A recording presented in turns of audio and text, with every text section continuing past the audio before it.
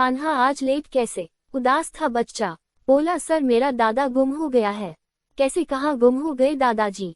मेले में सर। कौन से मेले में? इलाहाबाद गए थे बस से। दादी दादा बाबू अम्मा और भी थे। दादा की तस्वीर मेरी आंखों के सामने आ गई। मिला था 4-6 बार। चंट और दुनियादारी में आगे, ऐसा आदमी ऐसे कैसे मेले में गुम हो गया? छुट्टी के बाद मैंने उसके घर जाने का मन बनाया। कान्हा की उंगली थामी और घर जा पहुंचा। घर में माहौल गमगीन था। औरतें ओ दीदी ओ दाई का गुहार मार रही थीं। कहाँ छोड़ आए डोकरा को? यार डाले ओही, पैसा कौड़ी नहीं रखा है। एक दूसरे पर दोषारोपण भी चल रहा था, जो अक्सर ऐसे मामलों में होता है। मुझे आया देख 2-4 लड़के और बड़े पास आकर खड़े हो गए। मेला घूमकर गंगा स्नान करके वापस आने को थे। बताया बस खड़ी हुई थी। तभी दादा बोले पेशाब करके आया, फिर लौटकर नहीं आए। थोड़ा बहुत देखा, बस रिजर्व थी गाड़ी। मालिक चिल्ला चोट करने लगा तो सब लोग आ गए। अब क्या करें? दादा के पास पैसा दाम भी नहीं है। मैंने कहा वापस जाओ, फोटो लेकर जाना, आधार कार्ड हो उसे लेकर जाओ। जहां बस थी आसपास फोटो दिखाकर पता लगाना। नहीं मिले तो नजदीक के थाने में पूरी बात बताकर गुमशुदगी लिखा देना। अभी इतना करके आओ। 4 हटे कट्टे युवक पूरी तरकारी लेकर प्रयागराज रवाना हो गए। 2 दिन बाद खाली हाथ वापस आ गए। बुधऊ साथ ना थे। फिर नए सिरे से रोना पीटना शुरू हुआ। अंत में मन मार लिया कि अब तो लगता है बुधऊ निकल लिए है। 4 लोगों ने खुसुर पुसुर की और फाइनल हुआ कि अब 13वीं बरखी करके मामले को इतिश्री गति प्रदान की जाए। माठा आ गया, बूंदी बनी, रायता तैयार हुआ। सब्जी पूरी के लिए गांव का हलवाई जो उन दिनों खाली था सहयोग में जुट गया।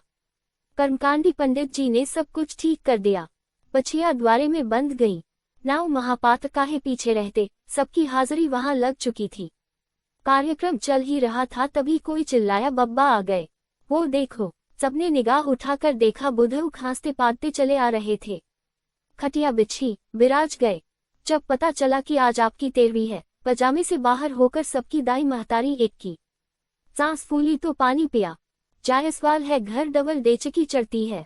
तुरंत एक गिलास में दूसरी उतार का झन्नाटा आया गट कराए। नशा हुआ तो बताया। पेशाब करके पलटे तो सामने खड़ी एक बस में बैठ गए।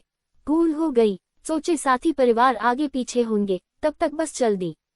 गोरखपुर की बस थी। पहुंच गए। मंदिर जाते और खाना खा लेते। चून तंबाकू गठियाए थे। काम चल गया।